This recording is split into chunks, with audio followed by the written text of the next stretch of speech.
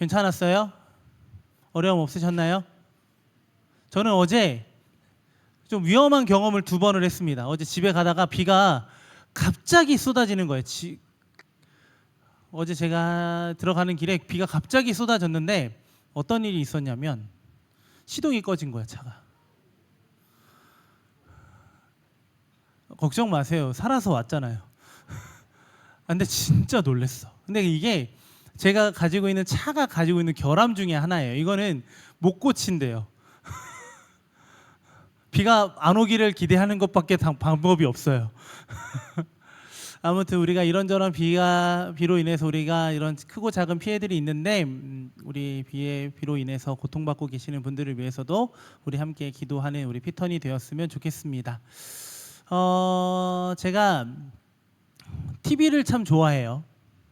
그래 보이죠? 네, 밈 이런 것도 좋아하고요. 그러니까 웬만한 건 다 알아요. 근데 모른 척하는 거예요. 왠지 알아요?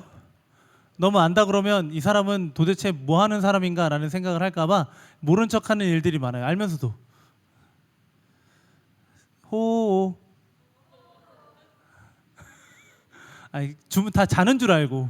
아까 찬양할 땐 되게 열심히 하던데 나도 앉아서 좀 피아노 좀 쳐야 되나?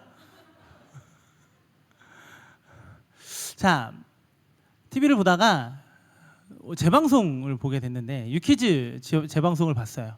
재방송을 보면서 이렇게 제가 TV를 막 넘기다가 딱 제가 멈췄는데 거기 어떤 내용이 나왔냐면 해오름 식당이라는 식당이 있어요. 들어봤어요 혹시? 저희 전라남도 광주에 있어요. 그러니까 전라남도 광주광역시, 남도가 아니지, 광주광역시에 1,000원짜리 백반을 파는 집이에요. 1,000원으로 여러분 뭐 할 수 있어요 요즘에? 뭐 할 수 있어요? 컵라면도 못 사 먹어요. 삼각김밥도 못 사 먹어요. 그런데 1,000원으로 뭐 할 수 있냐면 밥 한 공기와 국과 그리고 3가지 반찬을 먹을 수 있는 곳이에요. 그러니까 어려운 분들을 위해서 봉사하는 마음으로 하는 식당이었던 거죠. 그분이 왜 이렇게까지 이 일들을 하시나를 보니까 그런 거예요. 거기서 오셨던 그 어려운 분들이 마음을 놓을 수 있는 곳이 된다라는 표현을 쓰더라고요. 그러니까 무언가 무료로 나눠주는 건 아니잖아요, 그렇죠? 그러니까 뭔가 무료로 막 나눠준다라기보다는 내가 뭐 할 수 있어요? 정당하게 돈을 지불하고 먹을 수 있기 때문에 그 권리 안에서 서로가 뭐 할 수 있냐면 참 따뜻한 정을 느낄 수 있다라는 이야기를 하시더라고요. 이 집을 운영하기 위해서 후원을 받고 있는데 사실 그 후원으로는 턱없이 부족하겠죠. 그래서 개인 일을 하면서까지 식당을 운영하세요. 누군가에게는 쉼이 되고 따뜻한 밥을 제공하면서 그 정을 느낄 수 있는 공간으로 만들고 싶다라는 것이 이 사장님의 생각이었어요. 힘이 들죠. 포기하고 싶겠죠. 그냥 놓아버리고 싶은 그 순간이 있을 수도 있겠어요. 하지만 그 자리에서 행복해 하시는 분들을 보면서 오히려 위로를 얻는다라는 이야기를 하시면서 계속 운영하실 거다라는 이야기를 하셨어요. 모두가 다 살기 어려워요. 지금 다 살기 어렵다라고만 이야기해요. 그런데 이렇게 세상은 여전히 아름답고 살기 좋은 것이라는 것을 우리는 여러 이야기들을 통해서 보게 되죠.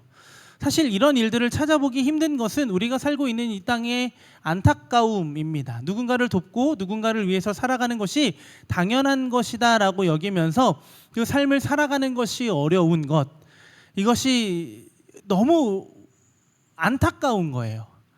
이게 맞지? 내가 누군가를 위해서 좀 나누고 돕는다라는 건 너무나도 좋은 일이라는 걸 알지만 이게 너무 어려워요. 왜 그럴까? 겉으로 드러나지 않지만 우리 안에 깊이 자리 잡고 있는 서로를 향한 적대심과 불신 때문일 거다라는 겁니다. 그래서 오늘 본문은요, 우리 안에 무언가 서로를 적대하고 있는 이 마음들을 풀어낼 수 있는 그 벽을 허물 수 있는 그 좋은 방향을 환대라는 것으로 우리에게 제시해 주고 있어요. 적대와 환대 사이에서 지금 우리는 어디에 있고 어디로 나아가야 할지 생각해 보면서 함께 은혜를 나눴으면 좋겠습니다. 시편 41편의 시작은 이러해요. 우리 1절 말씀 한번 읽어볼까요? 함께 읽겠습니다. 시작. 가난한 자를 보살피는 자에게 복이 있으며 재앙의 날에 여호와께서 그를 건지시리로다. 자, 우리 시편 말씀은 우리 좀 찾아서 성경을 좀 펴놓고 같이 읽었으면 좋겠어요. 오늘 우리가 여러 근데 되게 수련회 온 것 같지 않아? 그럼 나도 좀 벗고 할까? 미안해요.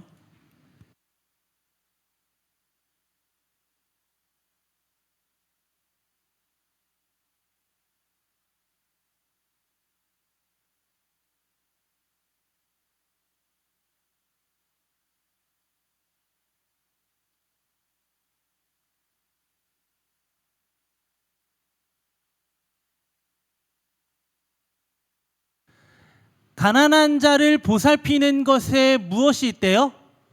복이 있다라고 우리에게 설명하고 있습니다.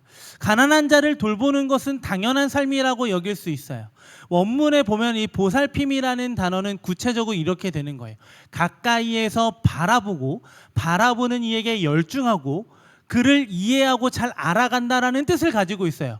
그러니까 돕는다라는 뜻이 그냥 단순히 내가 무언가 필요를 채워주는 것이 아니라 그에게 집중한다라는 의미를 가지고 있다라고 생각하시면 됩니다. 그렇다면 이렇게 열중하며 지켜보고 있는 사람들이 누구예요? 가난한 사람들이라고 표현하고 있습니다. 그럼 여기서 가난한 사람들은 어떤 사람들일까요, 여러분? 우리가 생각했을 때 물질적으로 어려운 사람들, 경제적으로 어려운 사람들을 우리는 가난한 사람들이다라고 이야기할 수 있어요. 하지만 이 성경에서는 정확하게 어떤 의미를 가지고 있냐면 여러 가지 이유로 무력한 자들을 설명해요. 무엇으로부터 무력해졌는지는 알 수 없지만 무력해진 그들이 속한 공동체 안에서 그들은 소외받고 외면받았을 거라는 거예요. 사람들이 나를 보살펴주고 나를 도와주는 일보다는 오히려 나를 외면하는 일들을 더 많이 경험하면서 살아왔을 거다라는 거예요.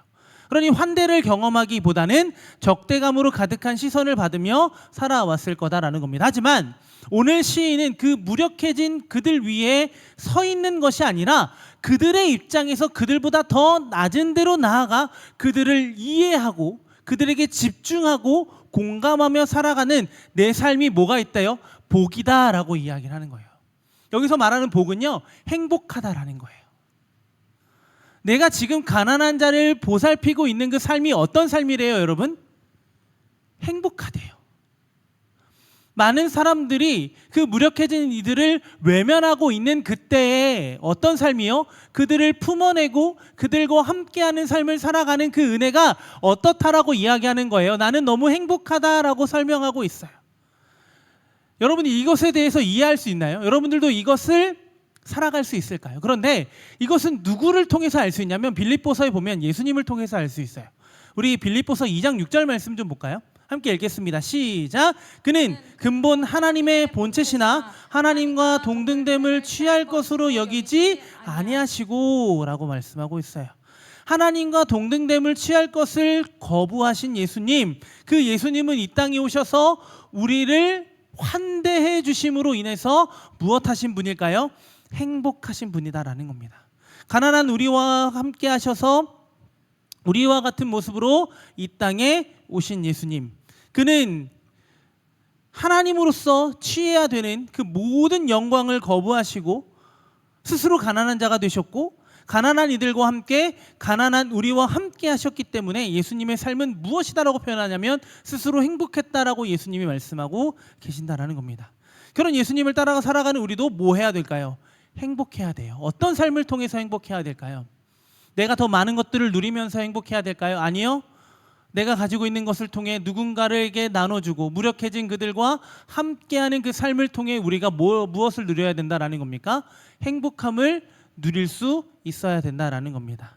예수님은 그들과 함께 하시면서 치유하시며 치유받는 이들이 또 치유하며 살아가는 그 은혜를 바라보시면서 너무 행복해 하셨다라는 거예요. 적대감으로 가득했던 그곳에 예수님이 딱 서 계시는 순간 환대로 변하기 시작하고 그 환대로 변한 그 땅에서 적대했던 사람들이 서로를 환영하고 환대하는 모습을 통해 예수님은 기뻐하고 즐거워하셨다라는 겁니다. 지금 이곳이 행복한 이유는 무엇일까요? 우리가 서로 뭐 하고 있기 때문에 그래요? 환대하고 있기 때문에 그래요. 서로를 환영하고 있기 때문에 그러하다라는 겁니다. 왜요? 우리 주님이 우리를 환대하고 환영하고 계시기 때문에 우리가 그 안에 거하는 우리는 지금 오늘 뭐예요? 환대함으로 환영함으로 행복한 줄 믿습니다. 그런데 시인의 상황을 보면 마냥 행복할 수는 없어요. 이렇게 착하고 좋은 일들을 하는 사람들에게는 좋은 일만 있었으면 좋겠는데 왜 안 좋은 일이 있는지 모르겠어요. 3절 말씀을 좀 읽어볼까요? 함께 읽겠습니다. 시작. 여호와께서 그를 병상에서 붙드시고 그가 누워 있을 때마다 그의 병을 고쳐주시는. 그가 지금 회복을 경험하고 있지만 지금 어떤 상황이에요? 가난한 자를 위해 살았던 시인의 삶은 병을 얻어 병상에 누워 있게 되었다라는 겁니다. 그런데 이 시인은요 좌절하지 않아요. 4절에 보면 이렇게 말씀하거든요. 내가 말하기를 여호와여 내게 은혜를 베푸소서, 내가 주께 범죄하여 싸우니 나를 고치소서 하였나이다. 내가 주께 뭐 했대요? 범죄했대요. 이건 뭘 얘기하는 거예요, 여러분? 회개하고 있어요. 이 시인이 잘못한 게 뭐예요, 여러분? 없어요. 이 시인은 뭐 했어요? 가난한 이들과 함께하며 행복한 하루하루를 보냈던 사람이에요. 그런데 지금 본인이 당하고 있는 그 어려움을 무엇하고 있는 거냐면 다시 하나님께로 돌아가는 겁니다. 여러분, 회개는요 죄를 뉘우치는 것이 아니라 무엇이라고 표현했죠? 당연히 죄의 뉘우침이 있지만 회개의 참된 본질은 뭐예요, 여러분? 뭐예요? 돌아가는 거예요. 돌이키는 거예요. 지금 내 상황 속에서 내가 지금 누구께로 돌아가기를 기대하고 있었다라는 거예요. 하나님께로 돌아가기를 누가? 이 시인은 기대하고 있었다라는 겁니다. 여기서 우리가 행복할 수 있는 이 적대로 가득한 세상 속에서 우리가 행복할 수 있는 두 번째 비결이 나와요. 무엇이냐면 나를 부인하는 거예요.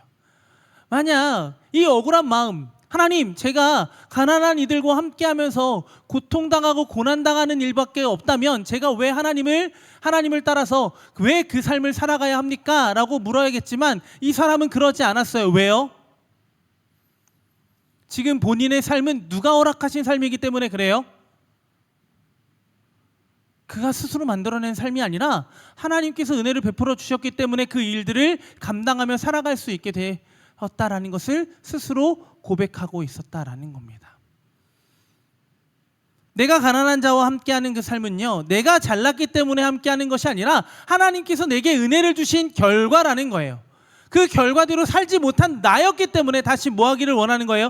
하나님께로 돌아가기를 원했다라는 겁니다. 그런데 5절부터 9절은 좀 기니까 어떤 내용이냐면 시인의 원수는 시인 옆에서 악담을 해요. 그 소문을 듣고 수근거리는 사람들이 나타나기 시작해요. 시인의 병을 보며 신뢰하는 친구들마저 떠나가기 시작합니다. 여러분, 이제 시인의 곁에는 아무도 없어요.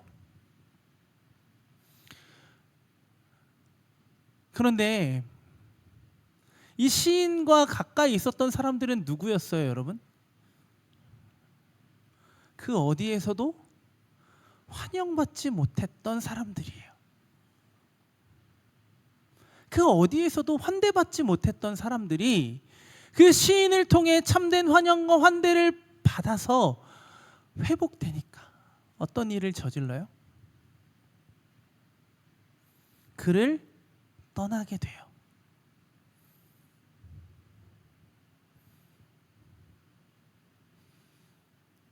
그런데 시인은요, 이 상황에서 그들에게 하나님 저 사람들을 혼내주세요 라고 말하지 않아요. 10절과 11절에 보면 이렇게 말씀합니다. 우리 같이 읽어볼까요? 시작. 그러하오나 주 여호와여 내게 은혜를 베푸소서, 나를 일으키사 내가 그들에게 보응하게 하소서. 이로써 내 원수가 나를 이기지 못하오니 주께서 나를 기뻐하시는 줄을 내가 알았나이다. 여기서 말하는 보응은요, 우리가 생각하는 보응은 뭐예요? 복수죠. 어떻게 감히 나에게 이러한 일을 해? 라는 그 보응이 아니라 악에 대한 보복을 그들의 방법대로, 세상의 방법대로 하겠다라는 것이 아니라 어떤 삶을 살겠다라는 거예요?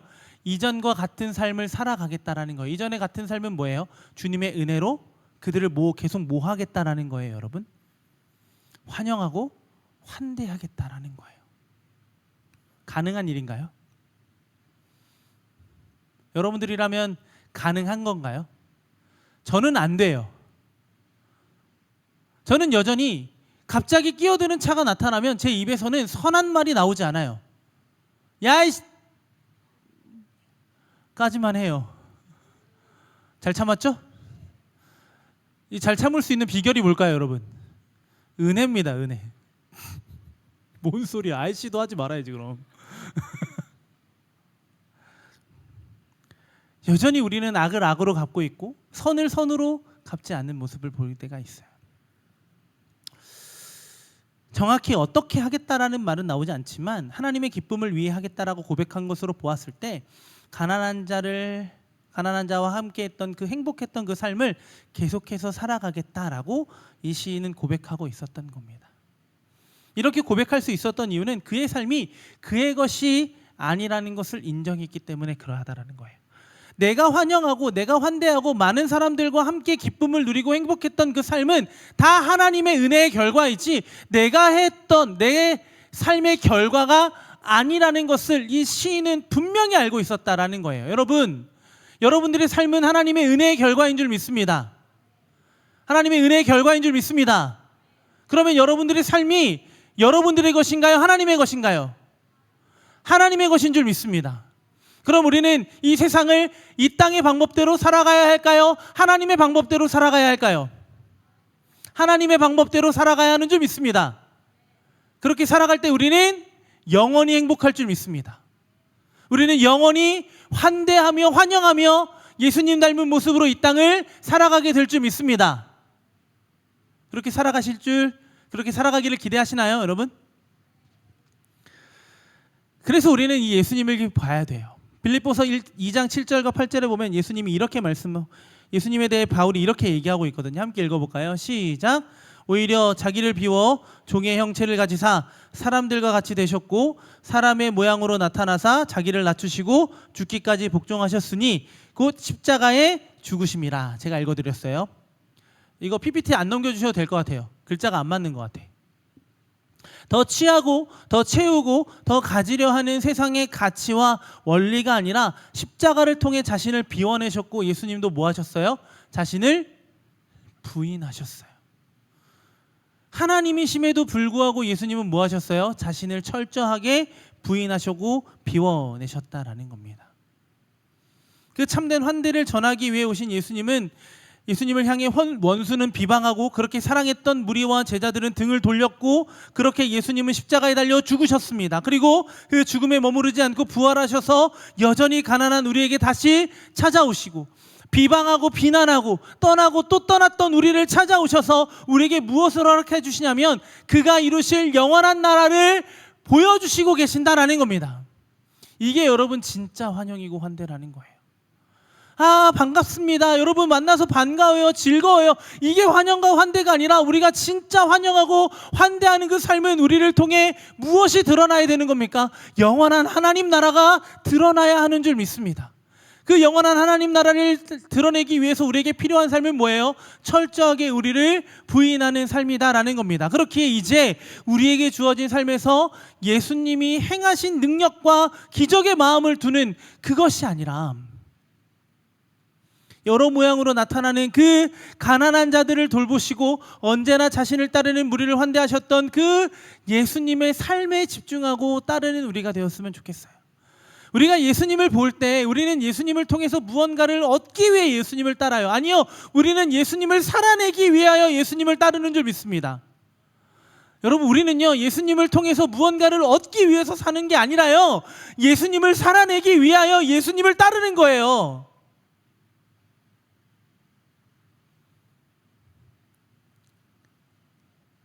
여러분, 여전히 여러분 예수님을 통해 무언가를 얻기를 기대하고 계시나요?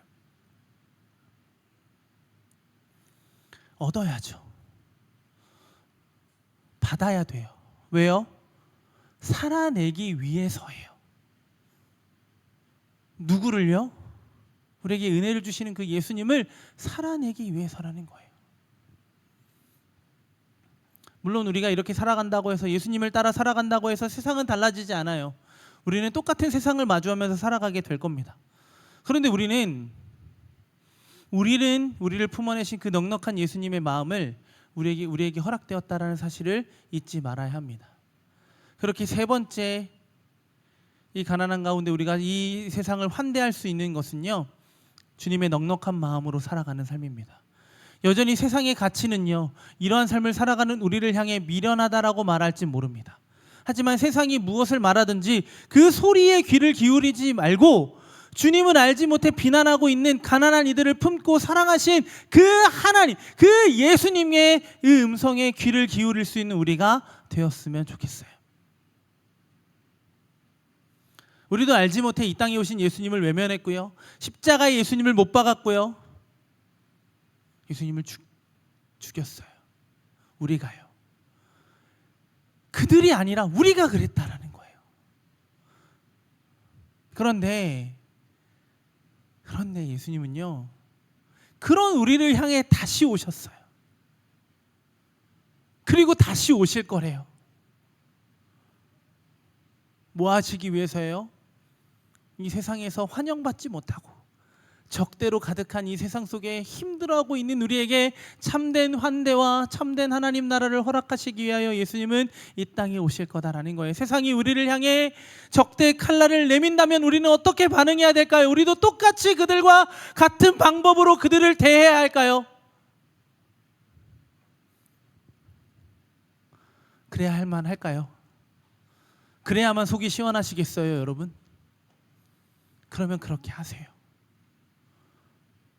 여러분들을 향해 적대의 칼날을 들고 여러분들에게 다가오는 이들에게 똑같이 적대하며 여러분들이 행복할 것 같으면 그렇게 하세요. 그런데 그게 여러분 행복하시던가요? 여러분들을 진짜 기쁘게 하던가요? 여러분들을 진짜 만족하게 하던가요? 그게? 우리는 아니라는 걸 알아요. 왜요? 이제 우리는 내 안에 누가 살고 계시기 때문에 그렇죠? 예수 그리스도가 살아계시기 때문에 그러하다라는 거예요.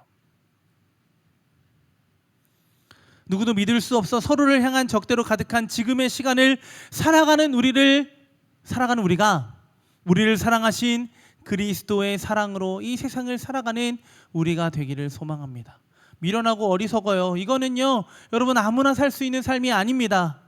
하지만 우리 안에 찾아오신 그 가난한 예수님, 가난하기를 자처하신 그 예수님을 바라볼 수 있는 우리가 되었으면 좋겠어요. 우리 오늘 말씀 한번 다시 읽어볼까요? 함께 읽겠습니다.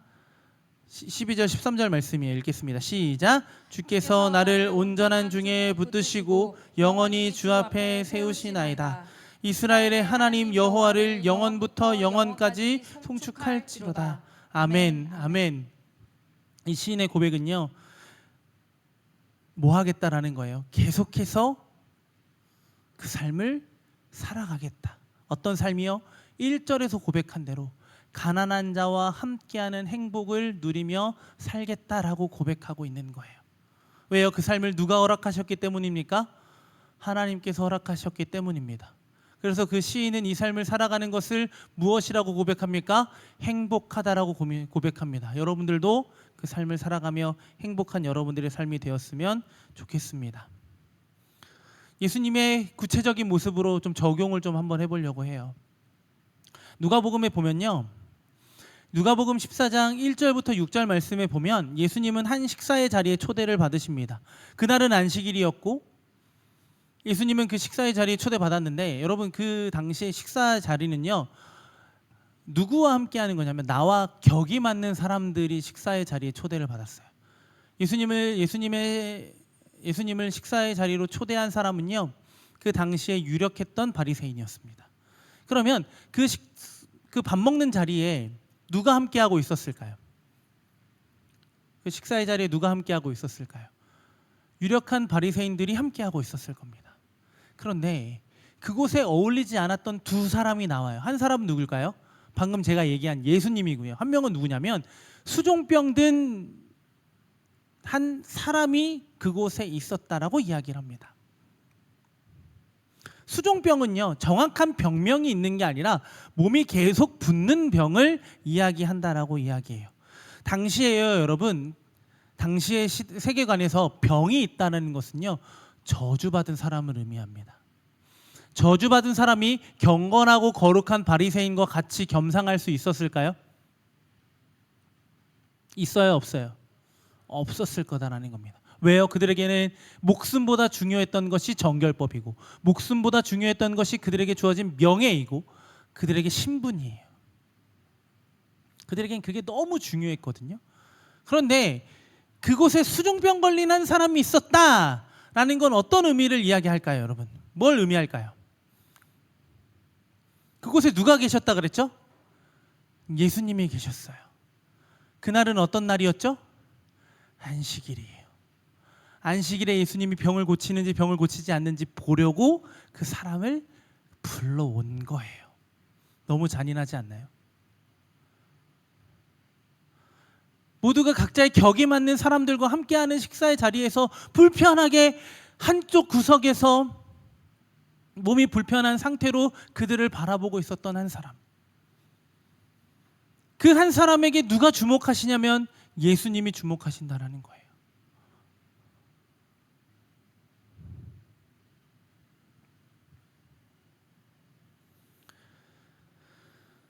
수치와 조롱거리에 불과했던 그를 따뜻한 시선으로 바라보셨던 예수님, 어떻게 반응하셨을까요? 여느 때처럼 똑같이 고쳐주세요. 만약 예수님이 그냥 지나갔다면 예수님이 고발당하는 일은 없었을 거고, 예수님이 논쟁하는 일은 없었을 거예요. 그런데 예수님 뭐 하셨어요? 고치셨어요. 왜요?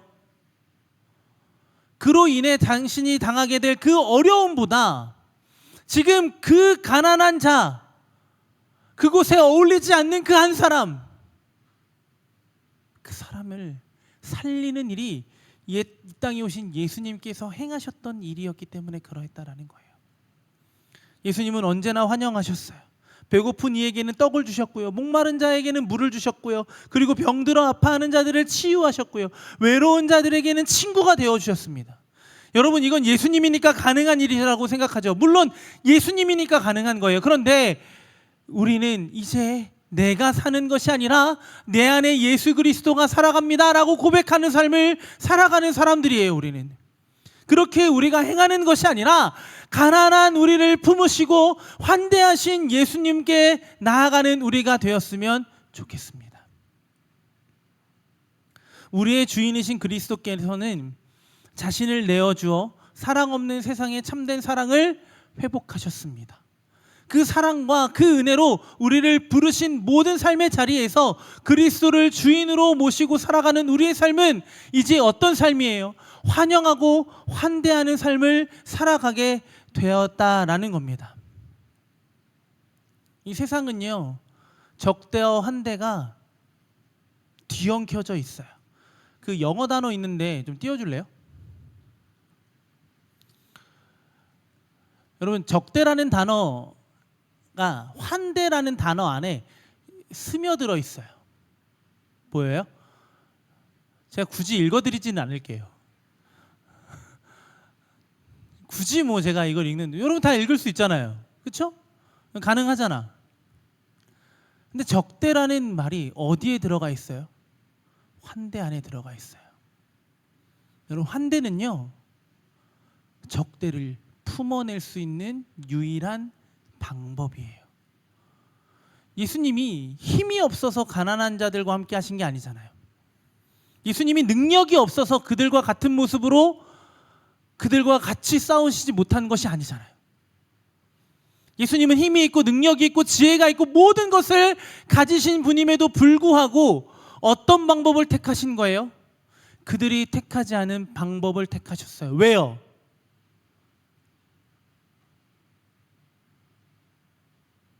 왜일까요? 세상은 이걸 잃어버렸기 때문에 그래요. 이 방법을 잃어버린 거예요. 환영이랑 환대라는 방법을 잃어버린 거예요. 여러분, 코로나 때 제일 많이 한 게 뭐예요, 여러분? 손 씻기 아니에요? 집에 들어가면 그 당시에 다은이가 다정이만 할 때였어요. 아빠를 보면 얼마나 반가워하겠어. 우리 다은이는 그렇지 않았어요. 아빠를 보면은 아빠한테 와야 되는데 아빠한테 안 와. 근데 이제 아빠는 딸이 좋으니까 어떻게 해? 집에 들어가자마자 딸을 안아주고 싶어. 그런데 내가 뭐 해야 돼? 손 씻어야 돼. 내가 뭘 묻히고 왔는지 모르잖아. 그 아이를 사랑하는 방법이 될 수도 있겠지만 우리에게는 그만큼 뭐 했던 때를 겪었어요. 정말 누구를 믿지 못하는 때를 겪었던 사람들이라는 거예요. 이 자리에서 누가 기침만 해봐. 나를 보겠어? 계속 그 사람을 지켜보겠지? 여러분 살고 있는 세상은 어때요? 여러분들이 살고 있는 일터, 여러분들이 겪고 있는 그 학업의 자리, 여러분들이 겪고 있는 어떤 일상의 자리에 여러분들은 환영받는 사람들인가요? 오히려 적대하고 있는 자들인가요? 환영받기보다는 의심하고 서로를 밀어내는 시대를 살고 있어요. 극과 극으로 서로를 혐오하는 시대를 살고 있어요. 너무 아프지 않아요, 이 시대가? 이 아픈 시대에 예수님은 어떤 방법을 택하시면서 우리에게 오셨어요? 환대라는 방법을 통해서 예수님은 이 땅에 오셨다는 거예요. 그 환대의 방법이 죄 없음을 말하지 않는 게 아니라 그 환대는 사랑을 통해 내 스스로 무엇을 깨닫게 하는 거예요? 죄를 깨닫게 하는 거예요. 너네들 죄인이야 해서 여러분들이 죄인을 고백한 게 아니에요, 여러분.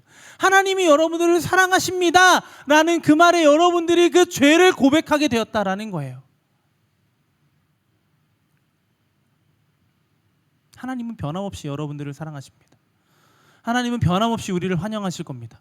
여러분들이 이 세상을 살면서 뭘 묻히고 왔던 여러분들을 계속 용서하실 거고, 여러분들의 회개를 들어주실 거고, 여러분들을 계속 품어주실 거예요. 왜 그럴까요, 여러분? 우리는 계속 회개해요. 죄 지으면 여러분 제일 먼저 뭐 해요, 여러분? 회개부터 하는 게 우리예요. 이건 우리의 습관이에요. 거룩한 습관이라고 칩시다. 그런데 이 거룩한 습관을 통해 우리는 뭘 겪어야 돼요? 죄를 짓지 않는 삶을 살아야죠.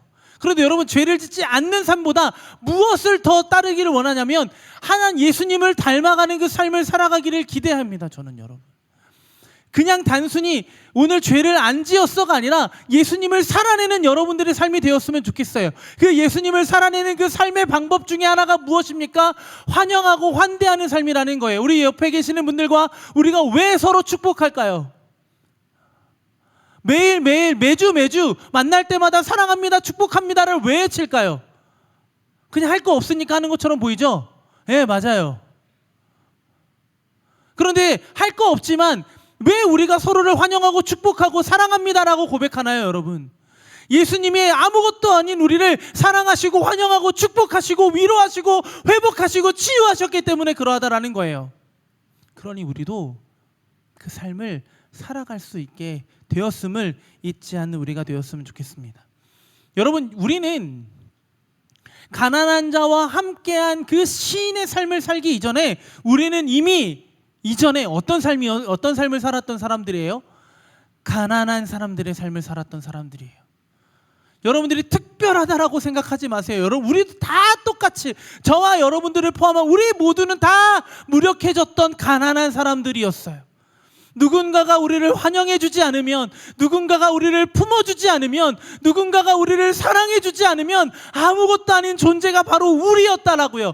그런데 이 아무것도 아닌 우리를 누가 찾아오셨어요? 예수님이 찾아오셨어요. 그리고 그 예수님이 우리를 사랑으로 품어주시고 환영해 주셨어요. 그러니 이제 우리는 그 예수님을 따라 살아가는 삶을 통하여 행복한 여러분들의 삶이 되었으면 좋겠습니다. 그냥 단순히 누군가를 반겨주고 누군가를 위로하고 안아주는 것을 넘어서 우리의 삶을 통해 내가 그 삶을 살아가는 이유가 내게 있는 것이 아니라 내 안에 살아계신 예수 그리스도에게 있음을 고백할 수 있는 여러분들의 삶이 되었으면 좋겠습니다. 예수님처럼 사는 거 우리에게는 너무나도 어려운 일 중에 하나입니다. 그런데 예수님처럼 살아가는 것이 우리의 인생의 가장 기쁘고 가장 즐거운 인생이라는 것을 여러분 잊지 않았으면 좋겠습니다. 이제 말씀을 좀 정리해 볼까요? 우리가 살아가는 세상은 여러 가지 이유로 서로를 믿지 못하고 서로를 향한 환대보다는 적대를 가지고 있는 이 시대를 우리는 살아가고 있습니다. 이런 가운데 우리에게 찾아오셔서 영원한 환대로 우리를 초대하신 주님의 은혜에 감사하는 우리가 먼저 되어야 되겠죠. 그렇게 감사하는 삶을 살아가는 우리는 적대로 가득한 세상에서 환대로 살아가는 그 삶으로 변화되고 그 삶을 통해 우리와 같이 가난한 자들을 위로하는 자들로 살아가게 될 줄 믿습니다. 예수님처럼 살아가는 것, 그 중에 하나는 환대하는 삶입니다. 우리 마지막으로 서로에게 축복하면서 이렇게 인사할까요? 사랑합니다. 축복합니다. 환대의 마음을 담아 우리 고백합시다. 사랑합니다. 축복합니다. 지금은 여전히 우리는 그 삶을 살아가는 것이 어렵죠. 하지만 주님이 다시 오시는 그날 우리는 그 환영과 환대를 온전히 이루며 살아가게 될 줄 믿습니다. 이곳에서 그것을 누리고 맛보며 살아가는 저와 여러분들의 삶이 되기를, 매일의 삶이 되기를 예수님의 이름으로 간절히 소망하고 축복합니다. 우리 시간 함께 찬양할까요?